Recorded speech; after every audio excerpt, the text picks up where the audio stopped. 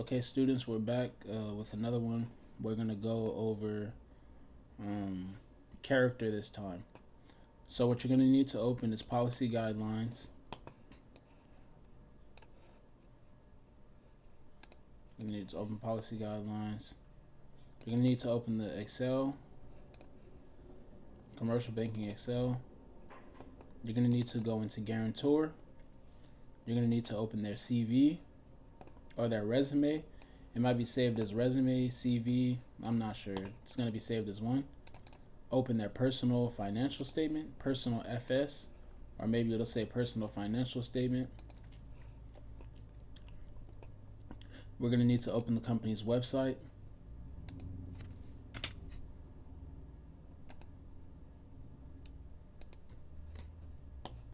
All right. And you should be able to find all these things. Remember, the website is going to be in the project tab where it says the project file, the file title project. So click on project, and then it says uh, company name, then website. You're going to need to open policy guideline, which is going to be inside the actual file that you're working out of. And then you're going to need to go into Guarantor to open the personal financial statement and the CV or the resume. Loan analysis draft, one project template like normal. Remember, some of you guys are going to have something titled the CV. Some of you are going to have something titled resume. They're the same thing. It's not too much different. Okay. So now let's open this up. So there's going to be two sections of the character. There's going to be the character of the company, and there's going to be the character of the guarantor. Okay. All right. So let's start it off with the character of the company. Write a summary of what the character does. See their mission statement. Right. So I'm here. I'm on the company's website. Let's find out their mission statement. Here we go. Company overview. Okay, company overview. Iron Plow Greens LLC was founded in 1987 by Gregory Verde. Responsibility, blah, blah, blah, blah. Okay. That's the history of the company. Okay, when did it start? Who started it? Who runs it now? Right. Quick little summary. Okay.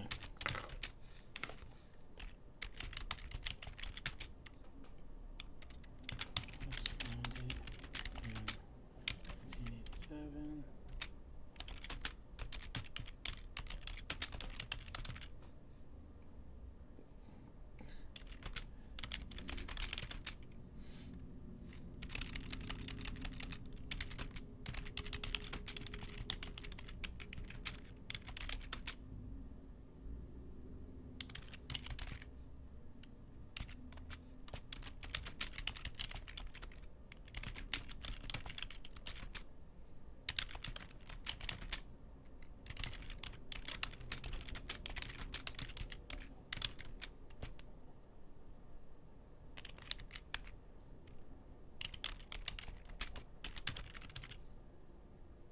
Right.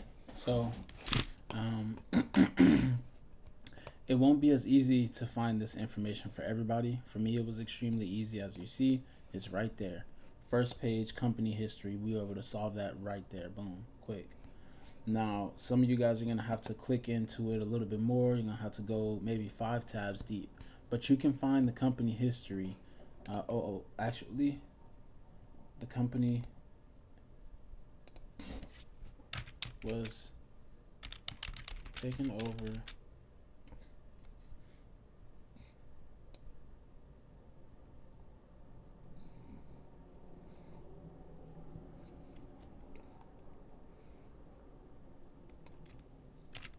taken over by his nephew Jonathan Verde in 2015. It is currently owned and operated.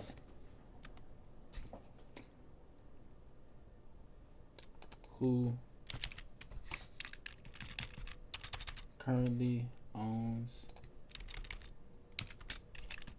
and operates the business. Okay, got it. Y'all see that? It's right there. Currently owns, operates. Boom. Simple. For the organization chart, just delete that out.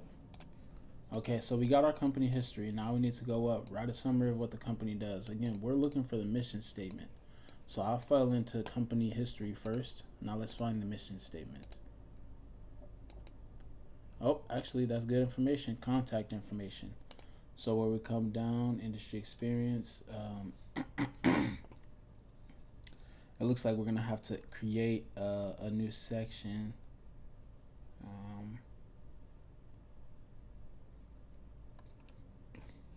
Okay, what we'll do is under company history, we'll put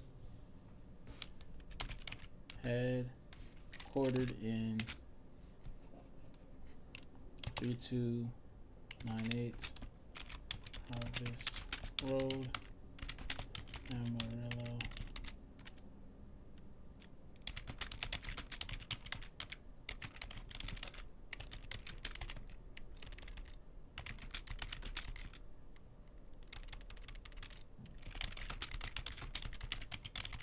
Right, their headquarters is their only location. Now, some of you guys are gonna have the headquarters. You'll have like 5 different things. Their headquarters is their only location.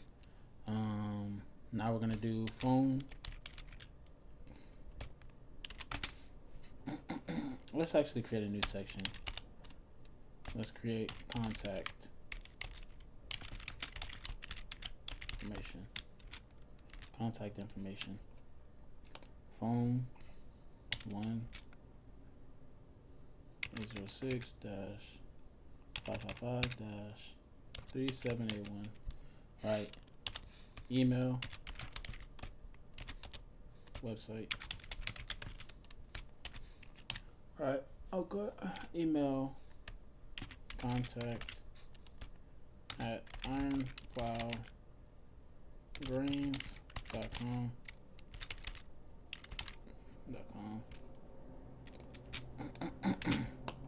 Website. We're just gonna take this, copy C, Control C, Control V. Now what we're gonna do is, I don't want to paste it like that. Keep text only. There we go. That's how you do it. Okay, so now we got their contact information, right? Headquartered in. Okay, so we got it. Headquartered at. Right.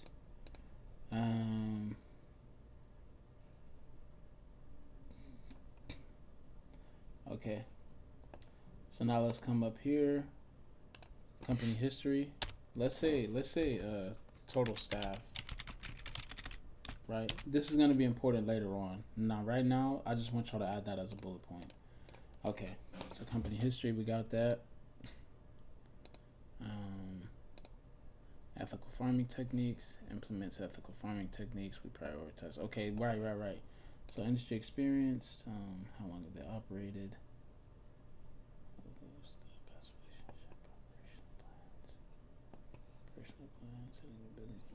Okay, see that mission statement. Right. So we'll add a little something to this. I think we can clean up, add a statement. They practice ethical farming techniques.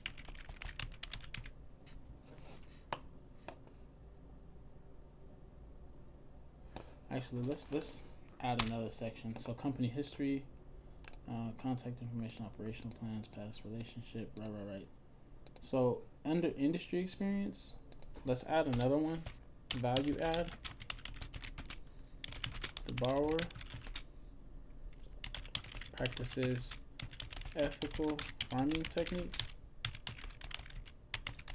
So if y'all find information that you think is like kind of useful or is cool, you think it might be something that might be worth mentioning, just put something titled value add inside of the industry experience.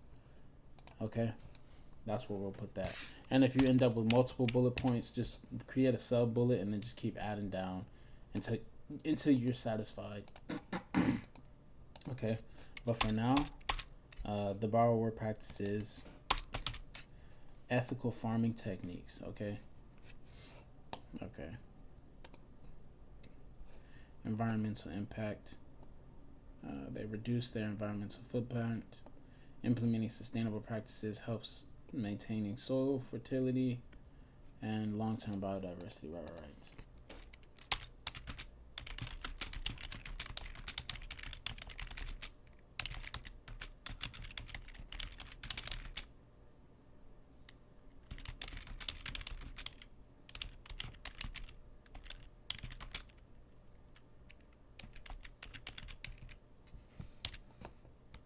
So fertility, biodiversity, and long term. And the reason why we're putting this in value and industry experience, the reason we created the value adds bullet point under industry experience is because this is stuff that makes this company more desirable. So if you have a company that's doing things ethically, that adds something to their value. So crop rotation and diversity are central to our farming techniques, allowing us to prevent pest buildup, contribute. Right. Okay, so let's go on to the next section. Here we go. Our mission, our vision. That's what we needed to be. So nourishing communities. At Ironplow Grains, our mission is to provide communities with high quality whole grains that are grown responsibly. By focusing on ethical farming, we aim to support local economies and ensure access to nutritious foods for all. Okay, so write a summary of what the company does. Right. Our borrower. So we have this. I also want y'all to go in and open up the conversation. So in the conversation, they also explain what their company does. So I'm going to combine these two statements. So Jonathan Verde, right, his first statement, we have it right here. We import wheat from partnering farms in East Kansas under bulk orders, which we repackage and ship to customers around the states. We focus on the quality of our packaging and distribution of whole wheat and our partners' farming. Our company supplies whole wheat, stone, breweries, and food manufacturers, right?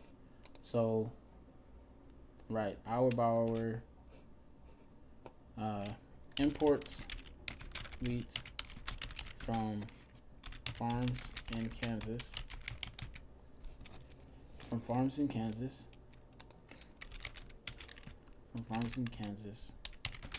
which they repackage and distribute throughout the United States.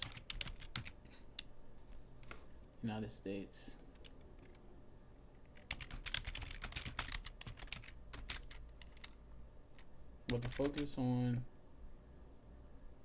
quality packaging and distribution, right? And distribution. They supply, and I know this might feel like you're just reiterating what was already inside of the income statement. That's because you kind of are. That's what this section kind of does, okay? So they supply, and now I'll finish up this statement on my own. Okay, so now I got my statement, and let's go back to the website, and let's see if this has anything to add. Our mission is to provide communities with high. Right. Okay, so let's add their mission statement here. Their mission is to supply high quality whole grains grown responsibly and ethically. Okay, so that's how we make that statement. So we just combined information from the conversation and then also information from the website. So some of the websites have better information on it than others, but again, promoting nutrient-rich grains, quality, right. Achieving transparency and integrity is a cornerstone, Okay. So that's how you navigate the website for the most part, distribution and impact, right? So right? They have a couple different options. Okay. Anyways, now let's go into the conversation again. So if we open, not that, if we open the conversation again, they currently have 9 employees, total staff, nine, 9 employees. Let's not just say 9 employees. Let's say full time. Let's say 9 full-time employees because they might be doing hiring contractors here and there, with a few handling sales and logistics, right? Most are involved in distribution, with a few handling sales and logistics, right, right, right. Okay, so we got that section. Company history is finished. Character, we got what the company does. Company history, we got the contact information. Now all we need to do is these sections. Okay, shouldn't be too hard. Operational plans. Are they working on new products? Any new buildings, new projects? Right. So I'm gonna pause. Okay, so this specific company, they have a few updates. As we discussed inside of some of the previous videos, um, they invested in new milling machines. So new milling machine, right? Changed options, strategies, right? Um, subordinated debt, right? Um, right. Markets reopened in 2022 slash 2023. What else did they do?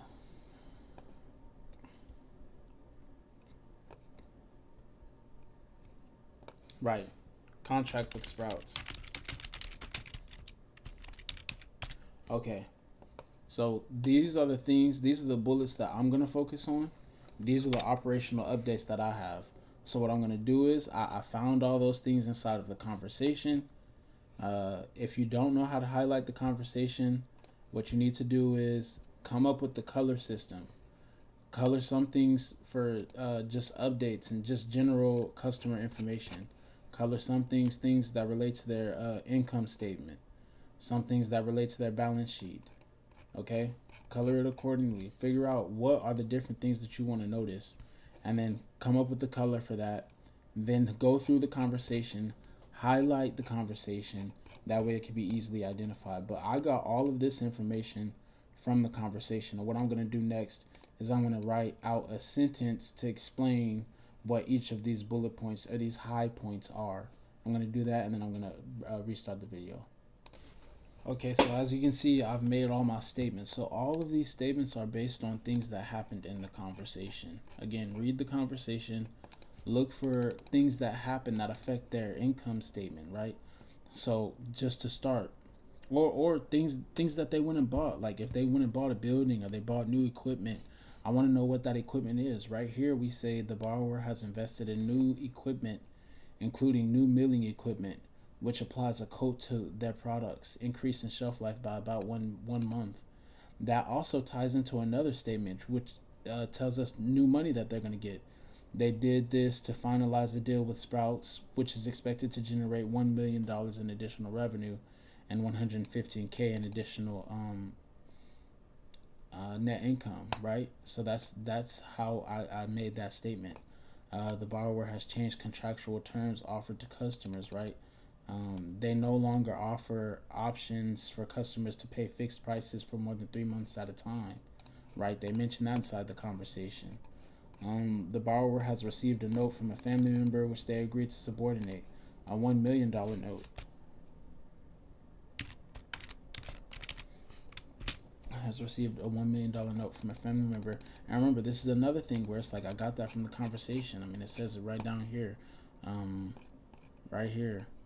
We'll need the lender to subordinate that to Texas Southern Capital Bank. So it's all here. It's all going to be in the conversation. The borrower reported an increase in revenue in 2023 as grocery stores reopened. We want to know why that happened. So now, past relationship. Okay. Who did they bank with other than Texas Southern Capital? You can remove that one, right? How did they decide to bank with Texas Southern Capital? And for here, just keep it simple. Eddie Jackson has brought in the relationship for Texas Southern Capital Bank. Okay, we'll just keep it like that. Simple statement, uh, real simple. And y'all can say the exact same thing that I said when it comes to past relationship. Industry experience, okay? How long have they operated? We kind of answered that in the history section, in the company history. So for me, I'm going to go ahead and delete that. If you want to go ahead and reiterate what you say here, the company was founded in 1987, put that down there. How long has notable staff been doing this? So the um, notable staff are the people that you have a resume or a CV for. In my case, I only have a resume for Jonathan Verde. Some of you guys are going to have two resumes. Some of you guys are going to have one resume. It just depends on what you were assigned. But in my case, how long has notable staff been doing this? Right. The business was taken over by Jonathan Verde in 2015. He has over, so let's check. He started working in 2009 and he took over in 2015. Greenfield Organic Farms managed day-to-day operations on a 2000. This is literally the same thing that he's doing now. Essentially, it's not. It's not that he transitioned into the logistics side, but remember, streamlined the supply chain to reduce the operational cost by 15%. Wow, that's impressive. But this is what he does now. This is what he used to do. This is what he does now. He's been in the farm life his whole career, and as we can see, 2009 to 2025, that is over 16 years of experience. And if you're wondering how I came up with 16 years of experience, I can do the math for you real quick. We're going to say 2009 minus 2015, 2025, 16. There it is, 16. So, has over 16 years of experience. Okay? Now, this is what I want in industry experience. Real simple statement. So, notable staff. Staff member 1. So, some of you guys have multiple staff members, some of you don't. It's going to be here, right? Jonathan Verde. That's my notable staff 1. And then what's his position? As we can see, on his CV, it says owner and CEO. So we're going to say owner and CEO. That's his position. What we're going to do is control insert. We're going to page break because I don't want that on the same page. And one thing that you could do is, if you feel it, just go ahead and just move notable staff down to never mind. It's two different things. So notable staff, because you know you can have somebody who is notable staff, but they're not a guarantor. So education, right? Where did they go to school? What's his certifications? You know. So anyway, school number 1 degree timeline, school 2 degree timeline. Real simple. So I'm gonna go ahead and fill out his education. I'm gonna fill out his experience, and I'm gonna fill out his community involvement. So you might be wondering, how did I fill this section out?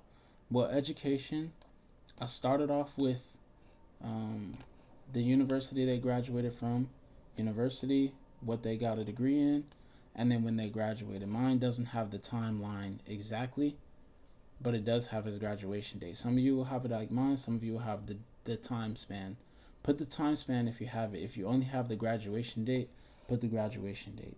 And then I created 2 sub bullet points. If you have multiple degrees, put their master's degree first or their doctorate degree first. then create a sub bullet for their bachelor's degree. For me, I have two certifications. Create sub bullets for their certifications too. So I want sub bullets for the certifications and their bachelor's if they have higher than bachelor's degrees. Okay. Now I'm gonna go ahead and fill out experience, and I'm gonna fill out community involvement. Okay, y'all. So I went ahead and education. I added a sub. I made it a sub bullet point just to clean it up. So experience, we have what he does at Iron Plow Grains, owner CEO, 2015 to present. Greenfield Organic Farms, we have that right there. Community involvement, we have all of his community involvement. And I wanted y'all to take note of how neat his resume is. This is somebody who's proven that they're competent. They have 16 years of experience. That's somebody who knows what they're doing. They know how to grow food and they know how to distribute food.